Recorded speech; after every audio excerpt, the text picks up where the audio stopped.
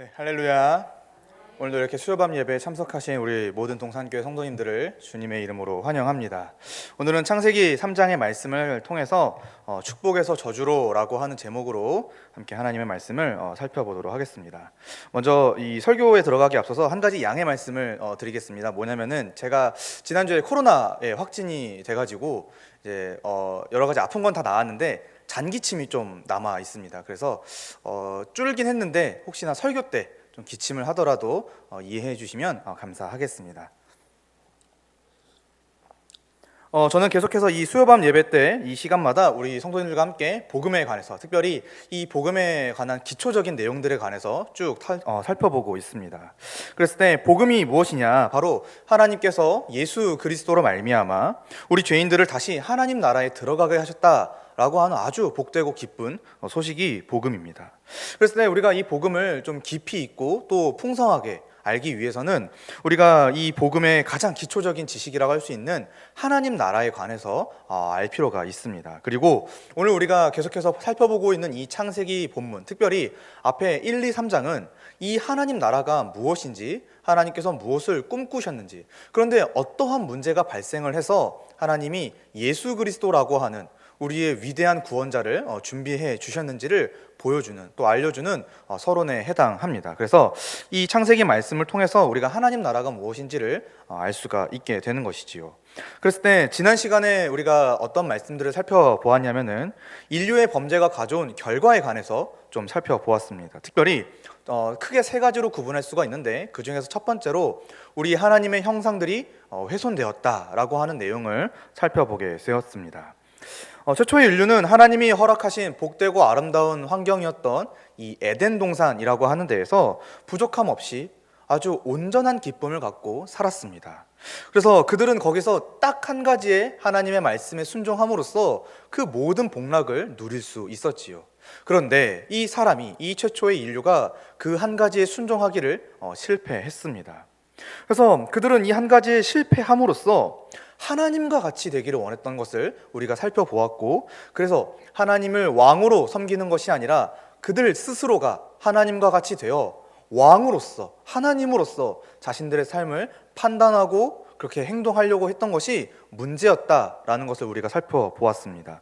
그리고 그 결과는 그들에게 즉시 나타났습니다. 우선 자신들의 벌거벗음을 이제 깨닫게 되었죠. 하나님의 영광으로 뒤덮여 있던 그 존재들, 그래서 수치심이라는 것을 전혀 몰랐던 그들이 자신들의 벌거벗음을 알게 되었고, 그래서 더는 하나님 앞에 설 수가 없는 아주 부끄러운 존재가 되었다는 것을 이제 깨닫게 되었습니다. 그뿐만이 아니라 하나님 앞에서 이 수치심이 더 퍼져서 하나님과 또 이웃과 또 이 피조세계, 자연과의 관계가 아주 망가지게 된 것을 우리는 지난 시간에 살펴보게 되었습니다.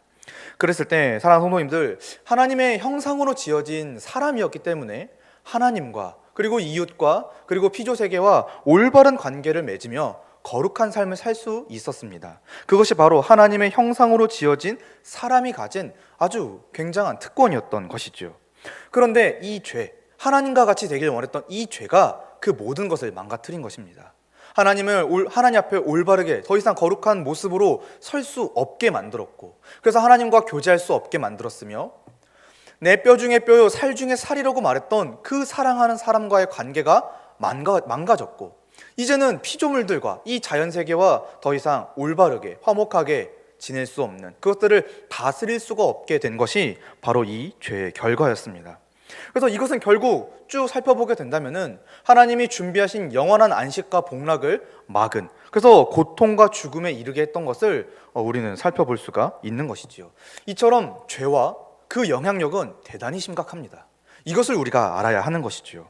그랬을 때 이러한 사실을 우리가 안다면은, 우리가 이러한 사실을 성경 본문을 통해 확인한다면은 우리가 죄에 대해서 어떠한 자세를 가져야 되겠습니까? 바로 이 죄를 경계하는 것이지요. 이 죄가 더 이상 우리의 마음 가운데, 우리의 생각 가운데, 우리의 의지에 영향을 주지 못하도록 복음의 능력으로 늘 무장하고 있어야 하는 것입니다. 조금이라도 하나님을 왕으로 섬기지 않으려는, 인정하지 않고 내가 왕이 될 거야, 내가 하나님이 될 거야 라고 살아가려는 그 모든 생각과 의지를 복음의 능력과 지혜로 버려버리는 것, 거부하는 것, 이것이 바로 오늘날 이 종말의 시대를 살아가는 성도의 자세다라는 것을 우리가 지난 시간에 함께 살펴보았습니다.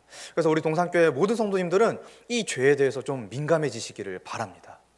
복음의 능력으로 이 죄를 끊어내시는 그런 은혜가 또한 있기를 바랍니다. 오늘은 이 인류의 범죄가 가져온 결과 두 번째를 좀 살펴보고자 합니다. 사실 지난 시간에도 언급했듯이 이 죄의 결과에 대해서는 얼마든지 짧게 다룰 수 있습니다. 죄로 인해 우리의 인생이 이렇게 망가졌습니다라고 말이죠. 그런데 이토록 이 죄의 결과들을 자세하게 살펴보는 이유는 무엇이냐면은 죄가 얼마나 심각한 것인지를 깨닫기 위해서입니다. 이 죄가 어떠한 결과를 가져왔고 우리 인류에게 어떠한 영향을 미쳤는지를 깊이 알면 알수록 이 죄가 정말 심각한 것이구나, 이런 것을 우리가 알 수가 있고, 한편으로는 이 모든 죄의 결과를 뒤엎는 그곳으로부터 그 죄의 권세로부터 건져내시는 하나님의 복음의 능력이 얼마나 위대한지를 우리가 알 수 있기 때문에 이 죄의 결과를 자세하게 살펴보는 것입니다. 그랬을 때 오늘 두 번째, 그 죄의 결과 두 번째가 무엇이냐 했을 때 이전에 받았던 축복의 상실입니다. 오늘 설교의 제목처럼 축복에서 저주로 바뀌게 된 것이지요. 바꿔 말하면 인류는 이전에 누리던 복, 그 축복된 상태와 환경을 모두 잃어버렸고 오히려 하나님의 심판을 받아 저주스럽고 비참한 상태와 환경에 놓였다라는 것이 바로 오늘 본문의 이야기인 것입니다. 이것이 바로 죄의 두 번째 결과이지요. 그리고 이 사건이 오늘 현재 우리가 겪고 있는 많은 고통의 문제의 출발점이 되기도 합니다. 그러므로 오늘 본문을 통해서 우리는 몇 가지를 좀 깨달아야 합니다. 무엇이냐? 먼저는 하나님께서 이 죄인들을 어떻게 대하셨는가를 좀 살펴봐야 되겠고, 또 그들에게 어떻게 심판을 내리셨고 그 심판의 내용이 무엇인가를 좀 살펴볼 필요가 있습니다. 마지막으로 이 모든 사실을 종합해서 생각해 볼 때 우리가 과연 하나님을 어떠한 분으로 믿어야 하고, 또 하나님이 그런 우리를 위해 준비하신 이 복음이 얼마나 위대한지를 깨닫는 그런 시간을 갖도록 하겠습니다. 먼저 오늘 본문 14절을 보도록 하겠습니다. 이 부분에서는 이제 최초의 사람이 죄를 범했고 하나님께서 공의롭게 이 사람들, 죄를 범한 사람들을 심판하시면서 죄를 드러내시는 그런 장면들이 나오게 됩니다. 사실 이 14절을 이해하기 위해서는 우리가 앞서 문제가 되었던 상황을 좀 다시 한번 복습할 필요가 있습니다. 무엇이냐면은 1절부터 10절까지 나온 인류의 범죄 장면입니다. 아까도 말씀드렸지만 이 최초의 사람이었던 남자와 여자, 이제 나중에 보면은 아담과 하와로 밝혀지게 되죠. 이 최초의 사람들은 하나님과 같이 되고 싶어서 금지된 나무의 열매를 따먹게 됩니다. 그들은 그 나무의 열매를 따먹으면은 하나님과 같이 될 줄로 알았습니다. 그런데 그들이 이 먹고 난 후의 결과들은 그들이 기대했던 또 상상했던 것과는 차원이 달랐고 완전히 달랐습니다. 그들은 하나님과 같이 되기는커녕 오히려 자신들의 벌거벗음과, 그래서 자신들이 부끄러운 존재라는 것을 깨달았고, 그래서 더는 하나님 앞에 설 수가 없게 되었으며 하나님의 낯을 피하는 비참한 존재들이 되었습니다. 즉 수치심과 두려움이 죄를 범한 그들에게 엄습한 것이지요. 그래서 창세기 3장 7절과 8절 말씀에 이에 그들의 눈이 밝아져 자기들이 벗은 줄을 알고 무화과 나뭇잎을 엮어 치마로 삼았더라. 그들이 그날 바람이 불 때 동산에 거니시는 여호와 하나님의 소리를 듣고 아담과 그의 아내가 여호와 하나님의 낯을 피하여 동산 나무 사이에 숨은지라. 이것이 바로 죄를 범한 인류의 모습이었던 것이지요. 그랬을 때 이제 11절을 먼저 보도록 하겠습니다. 11절을 보시면 그렇게 죄를 범한 사람에게 하나님께서 다가오셔서 그들의 죄를 하나씩 밝히시는 장면이 나타나게 됩니다. 먼저는 죄를 범한 사람 중에서 먼저는 남자 아담에게 하나님께서 이 죄를 물으셨습니다. 11절 말씀에 이르시되 누가 너의 벗었음을 내게 알렸느냐? 내가 내게 먹지 말라 명한 그 나무 열매를 내가 먹었느냐? 라고 하나님께서 이 아담이 죄를 지은 것에 대해서 물어보시죠. 그랬을 때 아담이 이제 12절에 이렇게 대답을 합니다. 하나님이 주셔서 나와 함께 있게 하신 여자 그가 그 나무 열매를 내게 주므로 내가 먹었나이다. 아담은 지금 여기서 자신의 죄를 솔직하게 고백하지 않습니다. 오히려 나와 함께 있던 그 여자가 나에게 죄를 짓게 만들었습니다. 그리고 그 여자는 하나님 당신이 내게 주신 이웃이었습니다. 라고 지금 다른 일을 탓하고 있는 것이지요. 13절로 넘어와서 하나님은 남자 다음으로 그 나무의 열매를 남편에게 준 아내에게 죄를 묻습니다. 그래서 여자에게 아담과 동일한 질문을 하셨죠. 내가 어찌하여 이렇게 하였느냐? 그러자 여자는 자기 남편과 유사하게 대답을 합니다. 뱀이 나를 꿰물어 내가 먹었나이다. 그래서 이전에는 서로를 뼈 중에 뼈요 살 중에 살로 여겼던 사람, 이 두 남자와 여자가 이제는 서로에게 그 죄의 책임을 전가했고, 심지어 여자는 하나님이 지으신 피조물이었던 뱀에게 그 죄의 책임을 전가하고 있는 모습을 우리는 살펴볼 수가 있습니다. 사랑하는 성도님들, 여기서 우리가 좀 하나 깨달을 수 있는 것이 무엇이냐면은 죄인의 특징 중 하나가 바로 이 죄의 책임에 대한 전가 혹은 회피한다라고 하는 것입니다.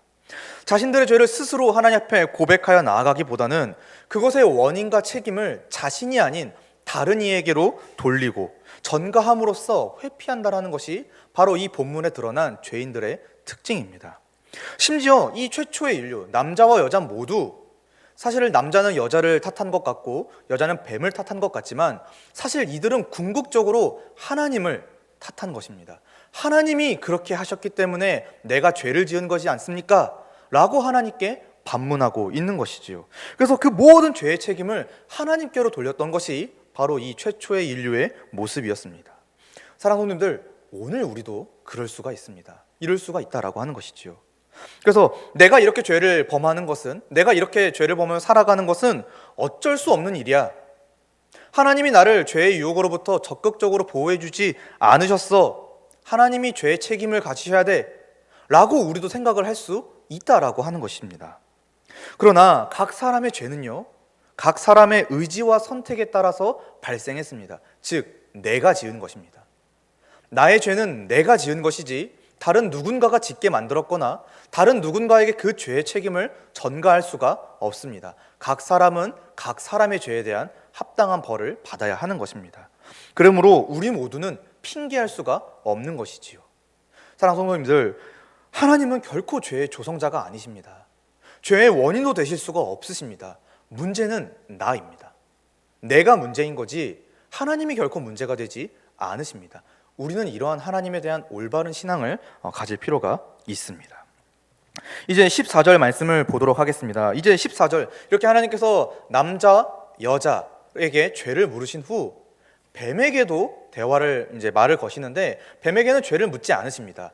바로 심판을 내리십니다. 왜냐하면 사실 이 모든 일의 원인이라고 할 수 있는 원인을 제공한 대상이 바로 이 뱀이었기 때문에 그렇습니다. 그래서 사람을 유혹한 뱀에게는 죄를 묻지 않으시고 바로 저주를 내리시는 장면이 14절과 15절에 나오게 됩니다.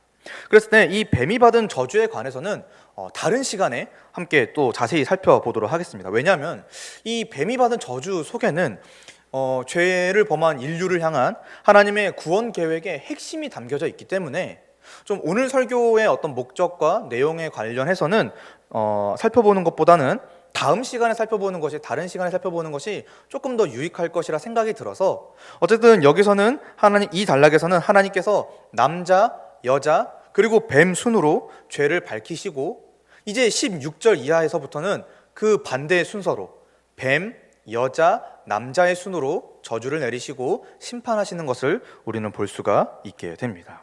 그래서 15절까지를 이렇게 마무리하고 여기까지 했을 때 우리가 좀 몇 가지 생각해 볼 메시지들이 있습니다. 첫 번째로, 하나님은 죄에 대해서 결코 가볍게 여기시거나 혹은 은근슬쩍 넘어가지 않으신다라고 하는 것입니다. 도리어 오늘 우리가 살펴봤던 본문처럼 하나님은 죄를 분명하게 드러내어 지적하십니다. 그랬을 때 우리가 지난 시간에 나눴던 내용인데 하나님은 사람이 죄를 범하는 그 순간에도 함께 계셨습니다. 그 순간에도 하나님은 동산을 거니시고 계셨습니다. 그러면서 각 사람의 이성과 양심을 통해서 그리고 하나님의 말씀으로써 그들의 죄를 드러내기 시작하셨죠. 사랑하는 성도님들, 죄를 밝히는 것, 그래서 그 죄에 대해서 반응하시고 특별히 진노하여 심판하시는 것은 하나님의 본성과 존재 그리고 성품에 합치되는 일입니다. 바꿔 말하면 하나님은 심판하지 않으시면 하나님이라고 말할 수가 없는 것이지요. 그것이 하나님이시기 때문에 그렇습니다. 그래서 하나님은 모든 측면에서 완전하시고 가장 거룩하시기 때문에 조금이라도 이 죄에 대해서 양립하거나 공존하시거나 타협하실 수가 없으십니다. 그렇기 때문에 죄에 대해서 마땅히 진노하시고 지적하시며 심판하시는 것이 바로 우리가 믿는 하나님이라고 하는 것입니다. 사랑하는 분들, 그분은요 거룩한 주님이십니다. 믿으십니까? 하나님이 거룩한 분이라는 것을 우리는 믿어야 합니다. 그랬을 때 우리가 이 죄를 얼마나 심각하게 여길 수 있고 이 죄를 경계할 수 있는가? 이 하나님의 거룩하심을 잘 아는 사람만이 죄에 대해서 진지하게 생각해 볼 수가 있다라고 하는 것입니다. 그랬을 때 레온 모리스라고 하는 신학자가 있습니다. 이 신학자가 이러한 하나님의 진노하심, 죄에 대해서 지적하심에 대해서 이렇게 설명을 합니다. 하나님의 진노는 악에 대한 하나님의 인격의 신성한 반발이며 강인한 반대다. 하나님은 반드시 죄에 대해서 지적하십니다. 드러내시고 심판하십니다. 그분이 바로 거룩한 주님이십니다. 두 번째로 이러한 하나님께서 거룩하신 주님으로서 죄를 드러내실 때 공의롭고 인격적인 방식으로 그 죄를 지적하신다라고 하는 사실을 좀 생각해 볼 필요가 있습니다. 하나님은 아담에게 다음과 같이 말씀하셨습니다. 창세기 2장 17절 말씀인데 내가 먹는 날에는 반드시 죽으리라. 그런데 실제로 이 아담과 그 아내가 이 선악을 알게 하는 나무의 열매를 먹었을 때 죽지는 않았습니다. 오히려 하나님과 대화하며 심판을 받았죠. 그래서 하나님께서는 실제로 이 죄를 범한 인류를 바로 죽이지 않으셨습니다. 오히려 그들의 죄를 순서대로 밝히시는 장면을 우리가 11절부터 15절에 이르기까지 살펴보게 된 것이죠. 왜 그랬을까라고 생각을 했을 때 하나님께서 이들의 죄에 대해서 합당한 심판을 내리시기 위함이라고 우리는 생각해 볼 수가 있습니다. 사랑하는 성도님들, 하나님께서 어떤 분이신가? 특별히 이 죄에 대해서 진노하시고 지적하시며 드러내어 심판하신다 하실 때 우리가 오해하지 말아야 할 것은 하나님께서 마치 사람이 우리가 잔뜩 화가 난 나머지 이성을 잃고 격분하며 소리치는 것처럼, 쉽게 얘기해서 우리처럼 자기 분에 못 이겨서 하나님이 너는 죽어야 돼, 너는 심판받아야 돼 라고 심판하시거나 말씀하지 않으신다라고 하는 것입니다. 또 하나님께서는 그들의 죄에 합당한 그 결과대로 그 죄에 대해서 과하게 벌하시지 않으시는, 가장 공의롭고 인격적으로 심판하시고 다루신다라는 사실을 우리는 생각해 보아야 한다라고 하는 것이죠.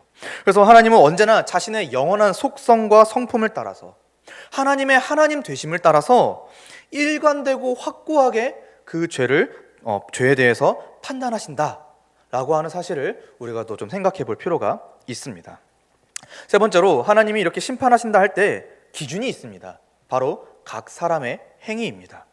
이것을 달리 말하면은 하나님께서는 아무런 조건 없이, 아무런 기준도 없이 그냥 사람을 맹목적으로 혹은 감정적으로 심판하시는 분이 아니라는 것입니다. 하나님은 언제나 명확한 기준과 그 조건을 따라서 심판하십니다. 오늘 우리가 읽은 이 창세기 본문에서 나타난 하나님의 심판의 기준은 무엇이었습니까? 바로 남자와 여자의 행위였습니다. 그 나무의 열매를 따 먹었느냐 안 먹었느냐, 이것을 조금 더 심오하게 말을 한다면은 하나님의 말씀에 순종했냐 불순종했냐, 이것으로 하나님이 심판하셨다라고 하는 것입니다. 그런데 이것을 엄격하게 말해서 하나님이 나무의 열매를 따먹었다라고 하는 행위 때문에 심판하신 것은 또 아닙니다. 무슨 말이냐? 바로 그 행동 이면에 있는 그들의 마음, 그들의 교만함, 그들의 어떤 자만과 자랑, 즉 하나님과 같이 되길 원한 그 악한 마음을 따라서 하나님이 심판하셨다라고 하는 것입니다. 이처럼 하나님은 우리의 마음을 따라 나온 이 행동을 심판하십니다. 그래서 잠언 기자가 말한 것처럼 잠언 21장 2절의 말씀처럼 사람의 행위가 자기 보기에는 모두 정직하여도 여호와는 마음을 감찰하시는 분이다 라는 것을 우리가 좀 생각해 볼 필요가 있다라고 하는 것입니다. 그래서 하나님은 각 사람의 마음을 감찰하십니다. 왜냐하면 우리는 마음에서 우러나오는 대로 행동하기 때문이죠. 그 마음을 보시고 하나님이 심판하십니다.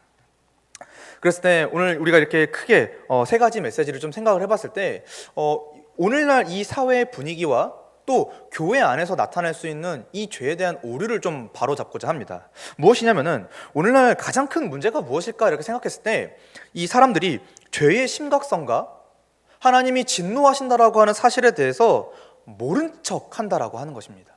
혹은 너무 가볍게 생각한다라고 하는 것이지요. 그랬을 때 이 시대의 문화와 사람들, 심지어 우리 교회와 성도들마저도 이 죄가 얼마나 심각한 것인지를 잘 모른 채, 혹은 생각하지 않은 채, 여기지 않은 채 그저 윤리적인 차원이라든지 상대적인 관점으로 이 죄를 다룬다라고 하는 것입니다. 혹은 하나님이 결코 진노하지 않는 분이라고, 그래서 사랑만 하시는 분이라고, 사랑만이 가득한 분이라고 오해하고 있는, 하나님을 단편적으로 이해하고 있는 것이 오늘날 현대인들의 하나님에 대한 이해인 것입니다. 그래서 이 본문을 보면은 이렇게 생각하는 것이죠.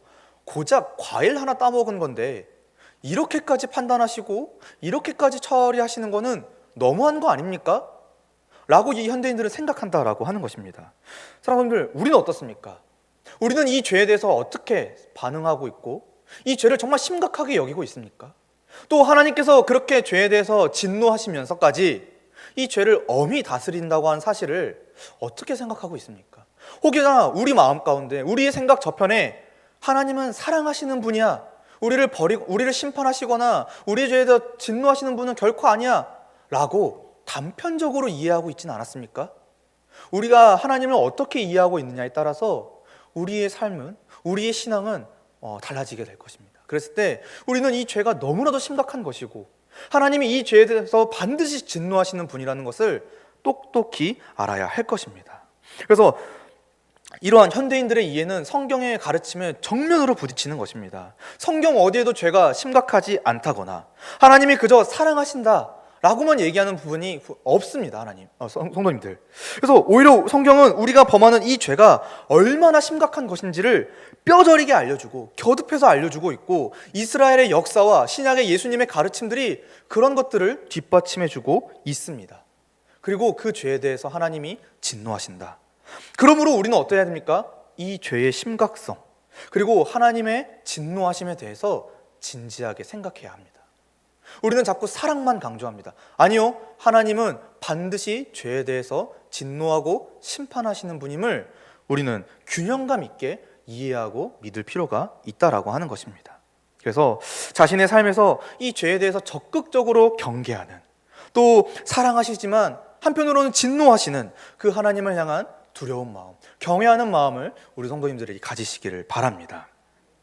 이제 16절 말씀에 그렇게 하나님이 모든 죄를 드러내신 후에 이제 남자와 여자, 다시 여자와 남자에게 큰 벌을 내리시는 장면이 나오게 됩니다. 16절 말씀에 또 여자에게 이르시되 내가 내게 임신하는 고통을 크게 더하리니 내가 수고하고 자식을 낳을 것이며 너는 남편을 원하고 남편은 너를 다스릴 것이니라 하시고, 이 여자에게 하신 말씀에 대해서 좀 두 가지로 나눠볼 수가 있습니다. 첫 번째로 하나님은 여자에게 임신하는 고통이 크게 더하셨습니다.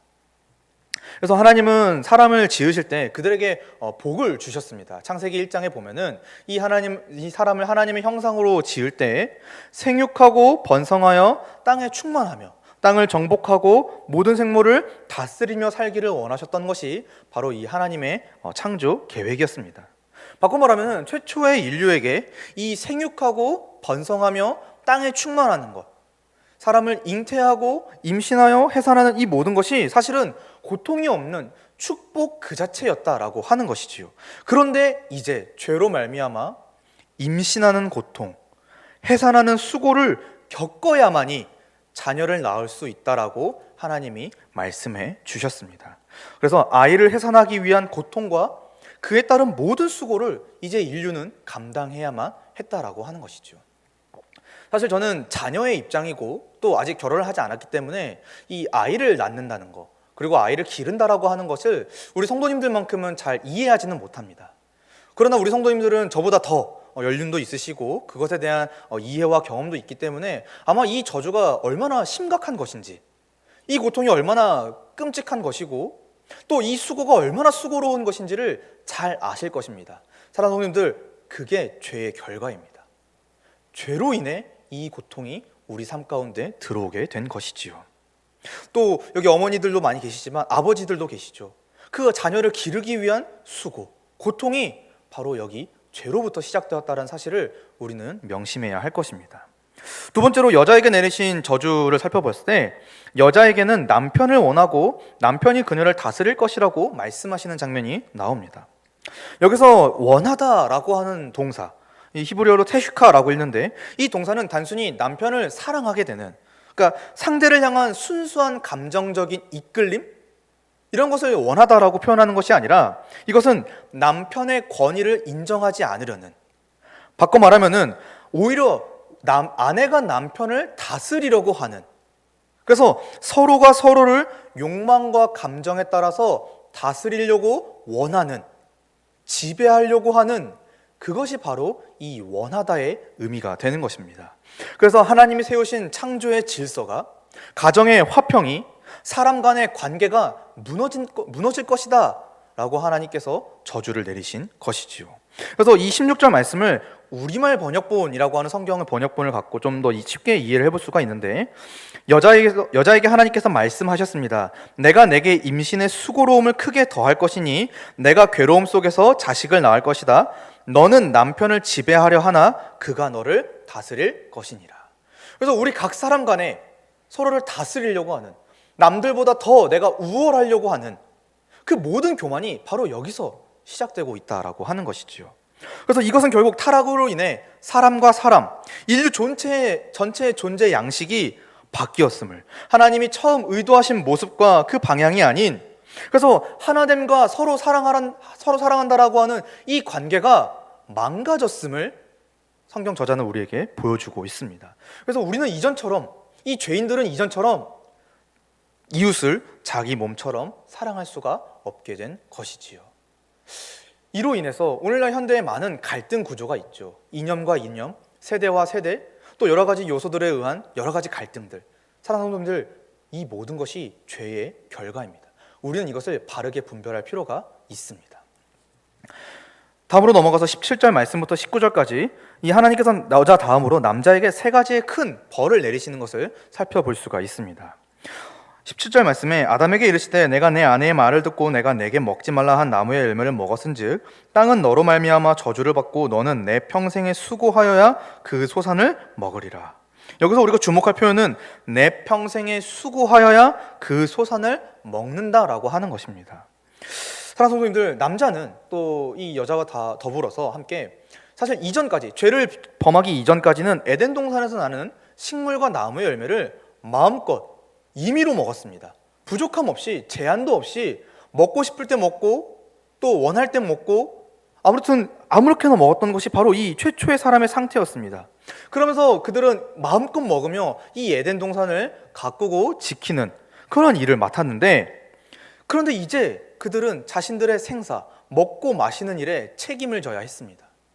그리고 이제는 수고하면서 그 먹고 마심을 해결해야만 했다라고 하는 것이지요. 하나님의 충만함에 기대어서 얻었던 기쁨과 보람을 그들은 잃어버리고 말았습니다. 이후로 이제 사람은 평생토록 먹고 살기 위해 일을 하며, 그래서 스스로 고된 노동을 감당해야 하는 것, 바로 이것이 남자에게 내려진 큰 벌이었습니다. 두 번째로 18절 말씀에 땅이 내게 가시덤불과 엉겅퀴를 낼 것이라 내가 먹을 것은 밭의 채소인즉. 이제 두 번째로 하나님께서는 이 남자에게 어떤 벌을 내리시냐면은 가시덤불과 엉겅퀴가 날 거다라고 말씀을 하십니다. 맥락상 이 가시덤불과 엉겅퀴는 본래 하나님이 창조 세계에 허락하신 것은 아닙니다. 즉 사람이 범죄했기 때문에 이 세상에 나타난 것이 바로 이 가시덤불과 엉겅퀴이지요. 이 가시덤불과 엉겅퀴를 쓴 이 히브리어 단어는 사실 성경에 몇 차례 등장합니다. 그럴 때마다 어떤 의미로 사용이 되었냐면은 죄악으로 인한 저주와 징벌을 의미하는 데 사용되었습니다. 즉 사람이 수고하여 그 소산을 먹는 일에 이전에는 없던 큰 장애물이 생겼고, 저주를 받아 큰 장애물이 생겼고, 이로 인해 더욱더 수고해야만 그 소산을 먹을 수 있게 된 것입니다. 그래서 사람은 이 죄로 말미암아 수고하는 것도 수고하는 건데, 수고하려고 하다 보니 여러 가지 방해를 받아 더 수고하게 된 것, 아주 끔찍한 궁핍과 결핍의 상태로 나아가게 된 것, 이것이 바로 인류에게 내려진 큰 저주였습니다. 마지막 세 번째로 19절 말씀에 내가 흙으로 돌아갈 때까지 얼굴에 땀을 흘려야 먹을 것을 먹으리니 내가 그것에서 취함을 입었음이라 너는 흙이니 흙으로 돌아갈 것이니라 하시니라. 이제는 남자에게 어떻게 말씀하시냐면 네가 평생에 수고하되 흙으로 돌아갈 때까지 할 거다 라고 하나님이 말씀해 주십니다. 사실 사람에게 내려진 하나님의 심판 중 가장 무서운 것은 바로 이 죽음입니다. 특별히 몸의 죽음이지요.